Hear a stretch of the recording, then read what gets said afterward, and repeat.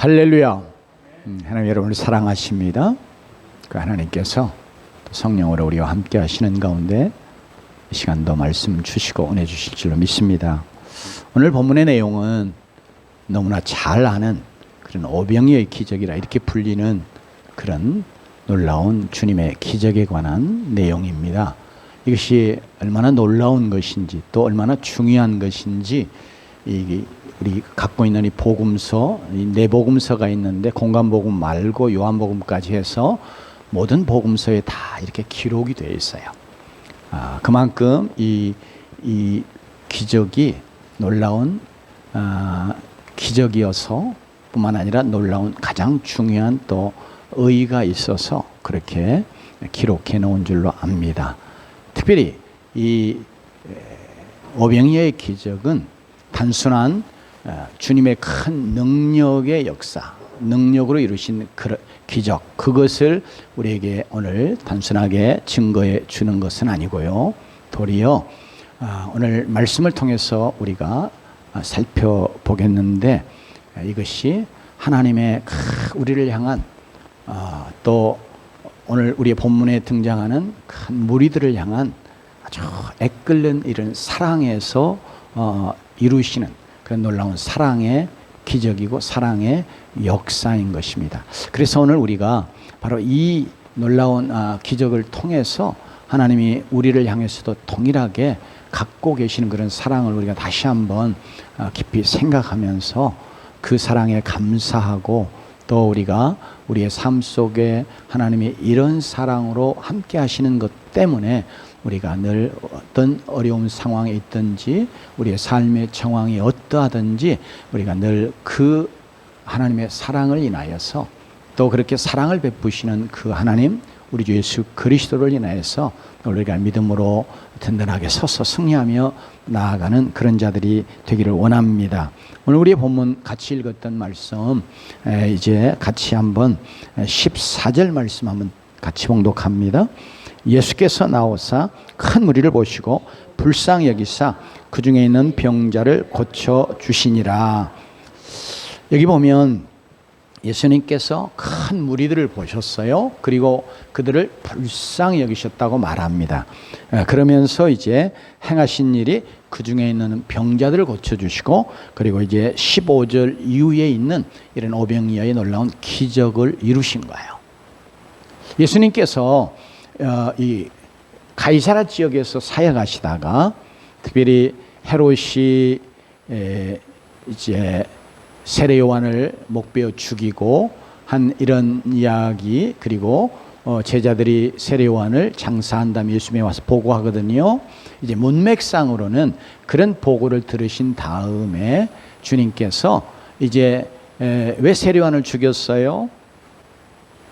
하나님의 의를 선포하고 그를 이제 책망했기 때문에 또 그리고 그것이 자기의 권력의 큰 도전이 되기 때문에 그를 죽였거든요. 그래서 이 세례 요한이 이제 예수 그리스도의 선구자로서 일했기 때문에 그 세례 요한을 죽임으로 그 다음에 누구요? 당연히 그가 증거하던 예수 그리스도 메시아에 대해서 이제 타겟이 될 수 있는 그런 상황인 거예요. 그래서 예수님께서 이제 들로 잠시 물러나십니다. 물러나셔서 단순히 그 어떤 위협이 두려워서가 아니라 이제 주님이 그렇게 십자가에 죽으셔야 될 그런 시기가 이제 많이 다가와 있음을 알기 때문에 이제 제자들을 개인적으로 더 그 십자가 사건을 위해서 준비되게 하시기 위해서 그들에게 말씀을 가르치고 훈련하는 그런 시간을 갖기 위해서 뒤로 물러나시거든요. 그래서 이제 배를 타고 가버나움 지역에서 저쪽 북동쪽 지역에 우리의 본문은 장소에 대한 언급은 없습니다. 그러나 이 사복음서를 살펴보면 이게 이제 벳세다 들녘이다. 우리가 잘 아는 이제 그런 이게 이제 갈릴리 호수의 북동쪽에 있는 이렇게 들이거든요. 그쪽으로 주님이 배를 타고 건너가신 거예요. 이제 배를 타고 건너가는 시간을 우리가 정확히 알 수는 없는데, 근데 예수님이 이렇게 떠나가시니까 예수님 어디로 가셨나, 또 이제 많은 우리들이 예수님의 그 놀라운 말씀과 또 그가 행하시는 놀라운 기적, 병 고치는 이런 기적들, 이런 것들 때문에 예수님을 사모하에 막 이렇게 찾는 거예요. 그래서 예수님이 어디로 가셨다, 어느 방향으로 가셨다 그러니까 이제 육로로 쫓아서 각 마을에서 사람들이 예수님을 따라서 막 쫙 이렇게 몰려왔어요. 그래서 예수님이 배에서 내리시니까, 어느 본문에 이제 다른 복음서에 보면 예수님이 배에서 내리시니까 많은 무리들이 있어서, 여기도 보면 나와 그러시잖아요. 그러니까 여기 어디서 나오신 거냐? 그럴 때 이제 배에서 나오신 것이라 이렇게 생각해 볼 수 있는 그런 상황이에요. 그러니까 이제 보니까 많은 무리들이 이렇게 모여 예수님을 기다리고 있는, 그 무리들을 볼 때 예수님께서 오늘 말씀에 어떻게 해요?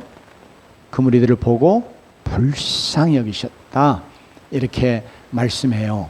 이 불쌍히 여긴다는 말 자체가 우리 말에 이제 우리 말에서 사용하는 그런 것을 좀 옮겨 사용해 보면, 우리 말에 그런 말이 있죠. 애간장이 탄다, 혹은 애간장이 끊어지는, 이제 이런 우리가 큰 슬픔이나 어떤 고통을 정말 우리의 마음으로부터 깊이 있게 느낄 때, 네, 그런 게 있잖아요.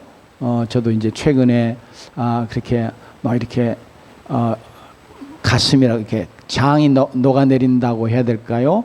이제 이런 예수님의 마음과 어디 비교는 하겠어요만은, 이제 그런 경험들을 조금씩 하는 그런 이렇게 시기도 지금 지나가고 있는데, 그러니까 이 애간장이 끓는 혹은 끊어지는, 애간장이 타는 이런 것으로 우리말을 사용해 볼 수 있는 그런 내용이 이게 불쌍히 여기사, 그런 용어입니다. 특별히 이제 영어로는 compassionate라 해가지고 같이 고통하는 이제 그런 의미로 쓰이거든요. 근데 이게 뭐냐면 상대방이, 남이, 다른 사람이 겪고 있는 그 고통, 아픔을 같이 느끼는 거예요. 컴이라는 게 이제 같이라고 하는 용어고, passionate는 이제 passion, 그 열정도 있지만 고통, 그런 뜻이잖아요. 그러니까 이걸 같이 느끼는, 그러니까 그의 형편 사정을 인해서 이게 마음으로 너무 아파하는 거예요. 그런데 그렇게 정말 깊이 아파하니까 어째요? 우리도 보면 정말 어떤 슬픈 일, 아픈 일을 당하면 막 이 장이 어떻게 막 끊어지는 것처럼 그런 경험을 하잖아요. 이제 주님이 무리들을 보셨을 때 그런 막 정말 그냥 너무 애절한 이 사랑으로 그들을 아파하시는 거예요. 그들의 아픔을, 그들의 고통을. 왜냐하면 그들이 정말 죄악으로 인해서 하나님 주시는 참 생명에서 멀어진 자 되고, 그러면서 다 불행과 비참함 속에 살아가거든요. 그 무리들이 다 지금 그런 자들이거든요. 그러면서 또 율법의 무거운 짐을 지고 너무 고통당하고 있어요. 뿐만 아니라 죄악 때문에 온 것인데, 그들이 이제 이방의 지배 아래 있으면서 주권도 잃어버렸지요. 또 그 압제 아래 있으면서 얼마나 그 삶이 곤고한 삶인지 말할 수 없죠. 그러면서 이제 다른 복음서를 참조해 보면 목자 없는 양같이 유리하는 이런 표현을 통해서 이 무리들을 설명하는데, 그러니까 영적으로 이들이 정말 목자의 인도함을 받아서 살아야 되는데, 그런 저들의 참 생명의 길로 인도하는 목자가 없는 거예요. 그러니까 얼마나 양들이, 목자가 없으면 어떻게 합니까? 방황하죠. 방황하다가 어떻게 돼요? 굶주리죠. 그러면서 사나운 짐승들의 먹이가 됐죠. 그러면서 또 낭떠러지에 떨어지거나 가시덤불에 얽히거나 그러면서 생명을 잃죠. 그러니까 주님이 봤을 때 정말 그 자기에게 나온 큰 무리들이 바로 그런 상태였거든요. 그러니까 주님의 마음이 너무 애달픈 거예요. 그들이 너무 불쌍한 거예요. 주님이, 그런데 이 무리들은 거기에는 정말 모든 사람들이 다 해요. 죄인도 있죠, 세리도 있죠, 또 어린 생명도 있지요. 나이든 많은 사람도 있지요. 그러면서 실제로 육체적으로 질병으로 고통하는 자들도 있지요. 또 어쩌면 여기 찾아온 자들 중에는 가서 일해야 되는데 하루 일할 것이 없는, 그래서 가족의 생계도 어쩔 수 없고 그러면서 정말 낙심하고 어떻게 될지 모르는 그런 목구멍에 포도청이라고 그러는데 이거 이 거미줄 치는 이제 이런 상황이 되니까 정말 너무너무 정신적으로 힘든 그런 상황 가운데 있는 사람들도 있을 거예요. 그런 어떤 쌀이 된 것이 상관없이 오늘 주님은 그 모든 무리들을 보시면서 그들을 참 불쌍히 여기셨다고 말하고 있습니다. 그러나 이들은 주님에게 나온 자들이었어요. 물론 주님께서 이 세상을 불쌍히 여기셔, 정말 죄로 인해서 영원히 멸망할 그런 인생들이니까 주님이 너무 불쌍히 여기신 거죠. 그래서 바로 그 생명들 살리시려고 이 땅에 오신 주님이시잖아요. 그 주님께서는 오늘 우리에게 말씀을 통해서 증거해 주는 것, 주님에게 나오는 모든 자들 한 사람도 예외 없이, 그들이 어떤 자이든지 상관없이 주님은 그들을 정말 불쌍히 여기셨다. 그래서 저는 그것을 애절한 사랑으로 그들을 사랑하셨다, 이런 말로 달리 표현하고 싶어요. 그래서 오늘 말씀을 통해서 우리도 정말 주님 앞에 주님을 바라고 주님을 향해서 나오는 자들이면 주님은 내가 어떤 사람이든지 상관없이, 내가 나이가 많건 이제 인생의 노년에 아무것도 할 일도 없고 할 것도 없고 뭐 할 만한 그런 능력도 기력도 없고 그래서 그냥 나왔건 어쨌든, 아니면 내가 어린 사람이거든, 내가 가난하건 부하건, 내가 무슨 지위가 있건 없건, 또 정말로 죄인이라고 스스로도 생각하고 다른 사람들도 여전히 손가락질하며 저런 것이 뭐 이렇게 나를 정말 멸시하고 폄하할 수 있는 그런 존재이건 어떻건 간에 오늘 여기에 큰 무리 속에 다 그런 사람들 다 포함되어 있잖아요. 주님이 그런 모든 자들을 다 정말 애절한 사랑으로 사랑해 주신 것을 말씀해 주고 있습니다. 그래서 오늘 이 자리에 있는 나 한 사람도, 나도 정말 이렇게 여기에 무리처럼 주님을 찾아 나온 그런 자로서 주님이 나를 애절한 사랑으로 사랑해 주시는 그런 분이시구나, 주님이 정말 나를 애절한 사랑으로 사랑해 주신다 하는 것을 다시 한번 우리가 믿음으로 아멘으로 받는 자들이 돼야 되겠습니다.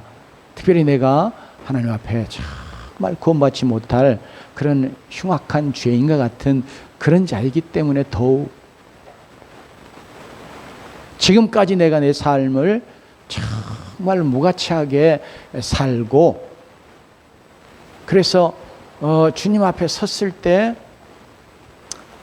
정말 너무너무 부끄러워 견딜 수 없는 그런 모습으로 지금 내가 있는 그런 자이건, 아니 도리어 그런 자이라면 주님은 더 정말 아픈 사랑으로 사랑해 주실 줄로 알아요.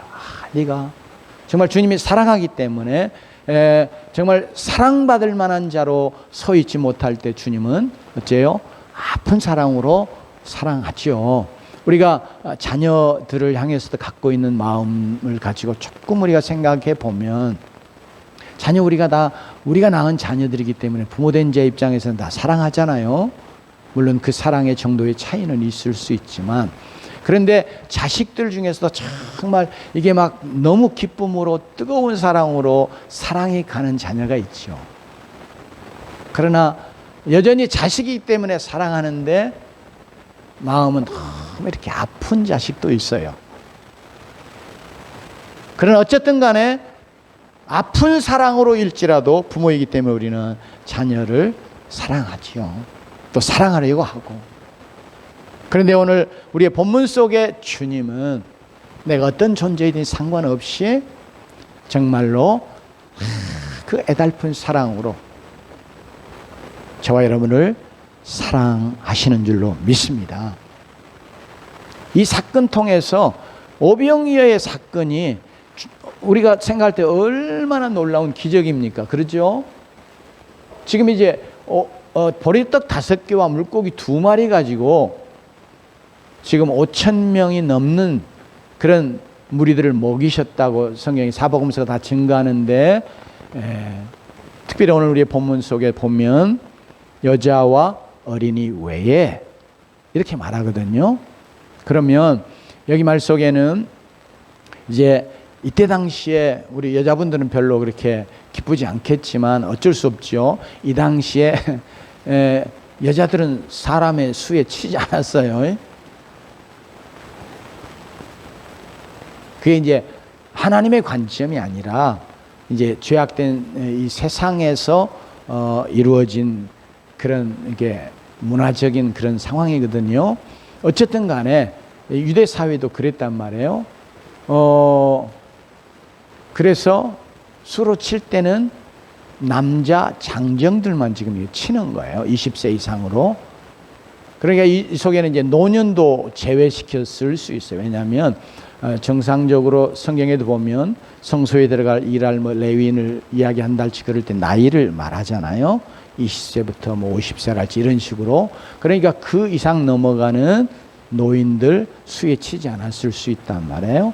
이제 어쨌든 간에 최소한 그러니까 여기 어린이 여자 어린이나 여자가 더 많이 왔을 수 있죠. 그런데 어쨌든 간에 남자 장정만 쳤으니까 장정이었으면 이제 3배수 내지는 4배수 이렇게 해서 지금 15,000명에서 2만이 넘어갈 수도 있는 이런 정도의 무리가 있었는데 이 무리들을 주님께서 다 먹이신 사건. 이게 얼마나 놀라운 사건.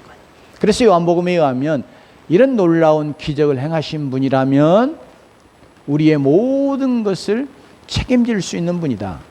그렇게 생각해서 유대인들이 예수님을 억지로라도 잡아다가 뭐 삼으려고 그랬어요? 임금 삼으려고 했다고 성경 기록하거든요. 왕으로 삼으려고. 그러면 당장에 그런 능력을 갖고 계신 분이면 뭐 로마 제국의 권세가 어떻건 헤롯 왕의 그 권세가 어떻건 다 한꺼번에 일거에 파할 수 있는 그런 분이라고 생각이 딴데요. 이런 놀라운 이렇게 권능의 기적 틀림없습니다. 왜냐하면 그분이 오병이어, 즉 이게 지금 우리의 문화 속에 생각해 보면 우리 그 개떡 있잖아요. 발효시키지도 않고 그냥 뭐 반죽해 가지고 간단하게 이렇게 쪄 먹는 그런 개떡이 있었죠. 그런 종류에 해당합니다. 이제 원어로도 아르토스라 해 가지고 이게 이제 헬라에서 표현할 때도 그런 우리 개떡 같은 그런 떡을 지칭하는 용어를 썼어요. 그리고 이제 생선 2마리도 뭐 조그마한 아무렇게나 잡을 수 있는 그런 생선 2마리거든요. 옵사르연이라 해가지고 그런 거 가지고 먹이셨다.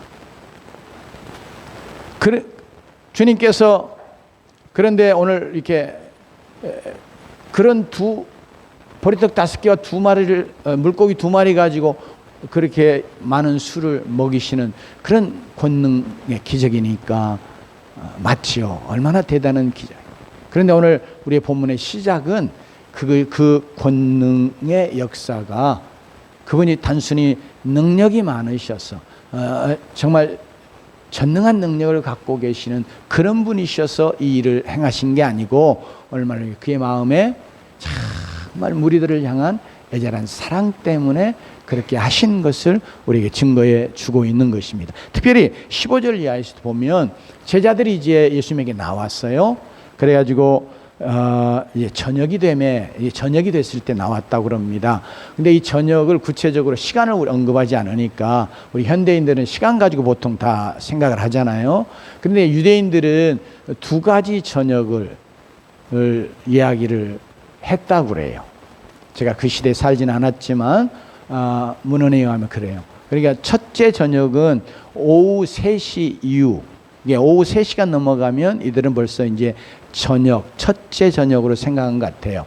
그리고 이제 둘째 저녁은 이렇게 실제로 일몰이 이루어지잖아요. 해가 옛날 우리 조상들도 그냥 해 지면 하루 끝나고 다 그러잖아요. 그러니까 이제 일몰이 되고 그리고 나서 한 40분 정도 이 시간을 둘째 저녁 이렇게 한 것 같아요. 그러니까 우리의 본문에도 저녁 이야기가 2번 나와요. 그러니까 이제 이 첫 번째 저녁은 아마 오후 3시쯤 되지 않았을까. 왜냐하면 이들이 이제 먹어야 되는데 점심은 먹어야 되잖아요. 이들 아마 식사, 이 자리에도 아침 식사 안 오고 오신 분이 있을 것 같아요. 그러면 점심은 꼭 먹어야 되잖아요. 그죠? 점심 안 먹으면 얼마나 배고프겠어요. 이들이 지금 아마 아침 막 일찍 달려 나왔을 거예요. 그 먼 거리 달려서 예수님 만나려고 왔단 말이에요.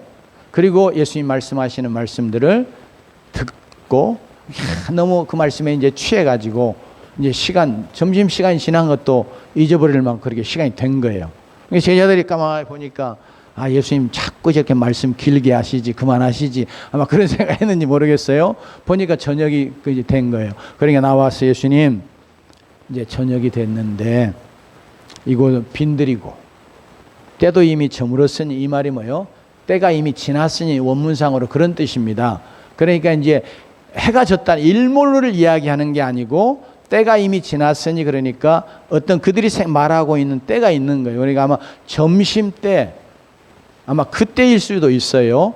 아니면 이제 저녁이란 말이 맨 앞에 나왔으니까 오후 한 3시가 지났으니 아마 그런 이야기일 수도 있겠고요. 그러니까 지금 어쨌든 간에 지금 먹는 거 관계에서 이야기하는데 점심시간이 지난 거예요. 얼마나 배가 고프겠습니까?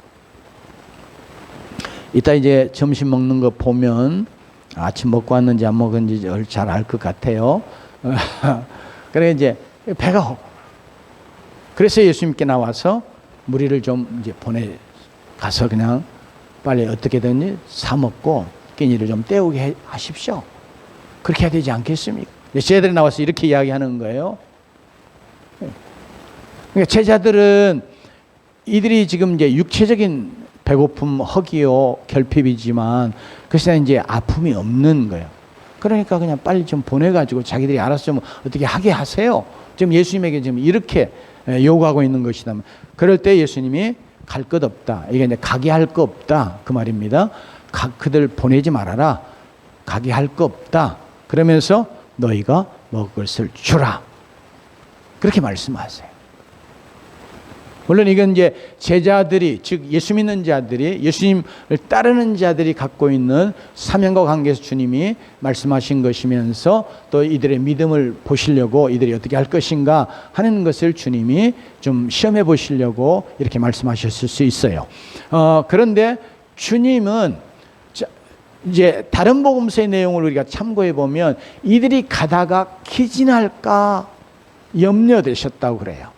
그러니까 주님은 이들을 그냥 큰 능력으로 한 끼 먹여 보내야 되겠다 이런 마음이 아니라 이들을 함께 사랑하기 때문에 이들이 혹시나 육체적인 그런 허기이고 결핍이고 배고픔이지만 이들이 정말 이렇게 기진해 가지고 가다가 혹시라도 쓰러지는 이런 것을 주님이 마음에 깊이 이렇게 생각하고 계신 거예요.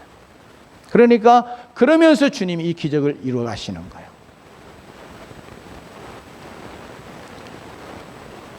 그래서 오늘 이 기적 자체가 주님이 그 무리들을 향한 그런 아주 불쌍히 여기는 마음, 애달픈 사랑에서 이루어지는 그런 놀라운 기적인 것을 우리에게 알게 해 주는 것입니다.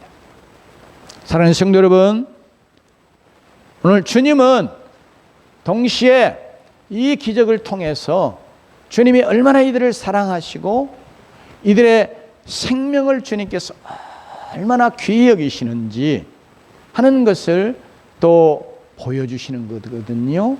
여러분, 이제 제자들로 하여금 너희들이 주라. 그러니까 얼마나 당혹스럽겠어요. 말 같은 명령을 하셔야 되는데 도저히 용납할 수 없는 혹은 감당할 수 없는 그런 말씀을 그들에게 하시거든요. 그러니까 이제 그들이 합니다. 우리에게 5개 떡덩이하고 물고기 2마리밖에 없는데 어떻게 합니까? 어떻게 우리가 할 수 있습니까? 이제 이렇게 제자들이 반응하는 거죠. 그럴 때 예수님께 그거 내게 가져오라 이렇게 말씀하시고 제자들을 명해서 50명, 100명씩 이렇게 무리지어 앉도록 하시고, 이제 그 보리떡 5개 물고기 2마리를 가지고 하나님 앞에 감사기도를 올리고, 그러면서 그 떡을 떼어 제자들에게 이렇게 주셨습니다. 그러니까 제자들에게 이렇게 떼어줄 때마다 여기에 놀라운 기적이 일어나는 거죠. 이 보리떡 5개 조그마한 이제 개떡 같은 건데 이거 떼면 또 아마 놀라운 이런 부풀어 오르는 그런 기적의 역사가 일어난 것이죠.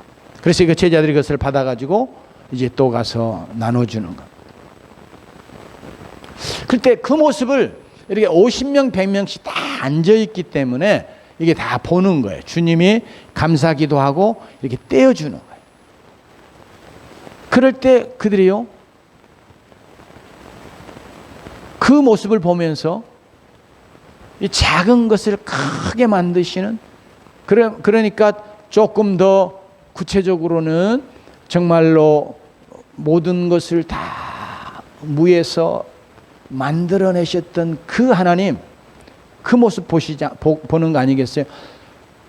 그래서 예수님이 또 이것을 통해서 바로 하나님이신 그분이, 창조주신 그분이 지금 사람의 몸을 입고 여기 와서 나는 너희들을 살리기를 원하고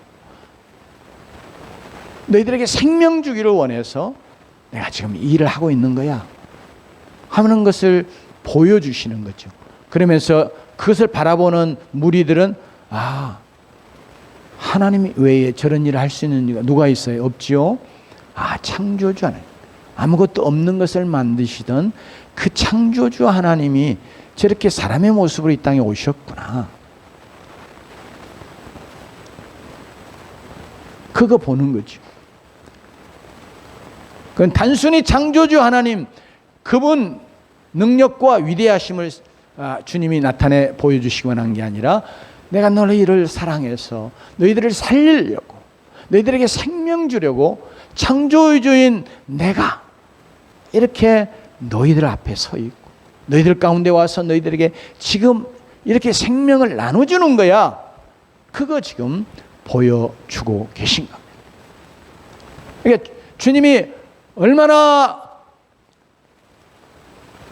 타락한 인생을, 세상을 사랑하셨으면 그분이 하나님으로서 그냥 하나님의 능력 가지고 무엇인가를 이루시고 하나님의 그 큰 능력 가지고 인생을 구원하시는 게 아니라 자기가 친히 사람이 되어 오시는 그런 놀라운 사랑으로 이 땅에 오셔가지고 정말 애달픈 사랑으로 그들을 살리려고 이렇게 생명의 떡을 주시는, 물론 육체의 생명을 채우는 그런 떡을 지금 나누고 계시면서 동시에 주님은 그걸 나누시면서 뭐예요? 내가 너희들에게 생명의 떡을 주어서, 내가 너희들의 생명의 양식 되어서 내 생명을 너희에게 나누어 주는 걸 통해서 너희를 살리려고 하는 자야 하고 주님이 지금 그거 보여주시기 원합니다. 그거 증거해 주시려고 이 기적을 지금 행하고 계시는 거예요. 예수님이 요한복음 6장에 보면 이 기적에 대한 설명을 주님이 하셨잖아요. 그들이 먹었던 이 오병이어의 기적의 떡이 다른 게 아니고 하늘에서 내려온 생명의 양식된 나를 상징하는 거야.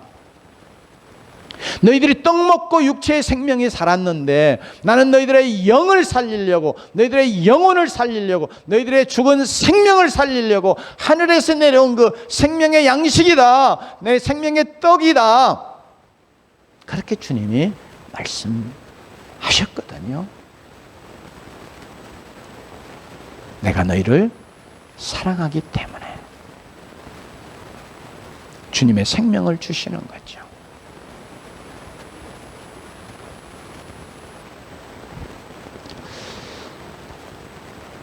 저는 가끔 저희 아버님이 하셨던 그런 말씀이 막 이게 막 진저리가 쳐진다고 그럴까요?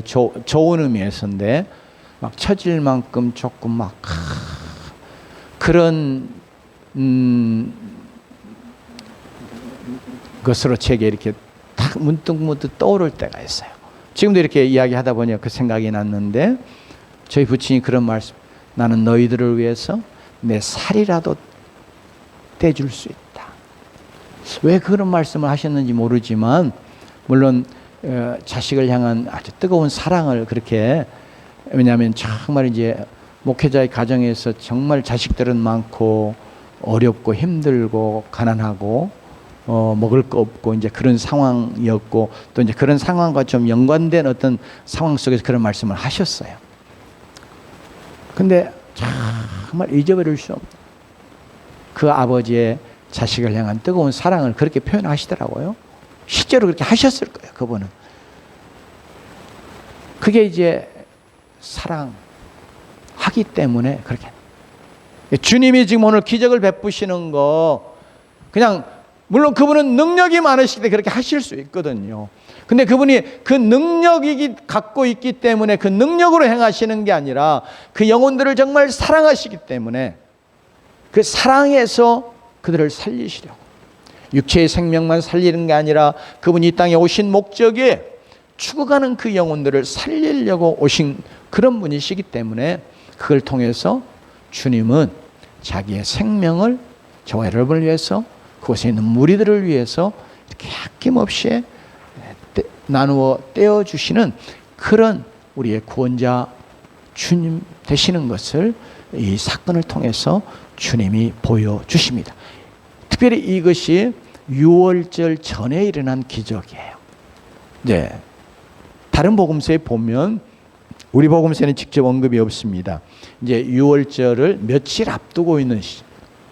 유월절 전에 예수님이 십자가에서 자기의 생명을 우리를 위해서 내어주셔서 그의 살과 피를 우리가 먹고 생명 얻게 되는 것을 주님이 우리에게 보여주시려고 제자들과 함께 만찬, 최후의 만찬 하시잖아요. 이제 그것도 유월절 전에 하잖아요. 이렇게요. 이 사건도 사실은 그런 점에서 예수님은 십자가에서 그분이 자기의 생명을 우리를 위하여 찢어 주시. 이 원문에도 보면요, 떡을 떼다고 하는 말이 찢는다고 하는 말이 쓰였어요. 그러니까 주님이 이 떡을 이렇게 떼시는 걸 통해서 주님이 자기의 생명이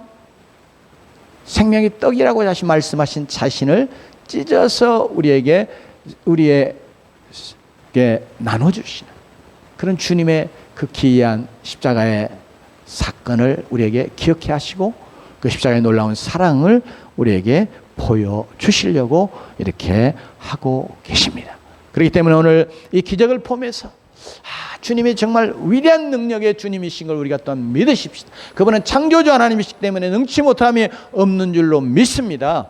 그 능력으로 우리를 향해서 또 일하실 줄로 믿습니다. 그러나 무엇보다도 그 능력의 크심 때문에 그것이 아니라 그분이 우리를 향한 그 해달픈 사랑 때문에 주님은 우리의 삶 속에 놀라운 일을 이루시고 무엇보다도 우리의 생명을 살리시고 영의 생명을 살리실 뿐 아니라 실제로 육체의 모든 피로도 채우시면서 육체의 생명도 살리는 놀라운 역사를 이루실 주님인 것을 다시 한번 우리가 마음으로 뜨겁게 믿어드리면서 이 주님의 사랑을 여러분 마음속에 다시 한번 깊이 체험하는, 깊이 새기는 그런 은혜가 이 시간 여러분의 모두에게 있기를 주의 이름으로 축원합니다.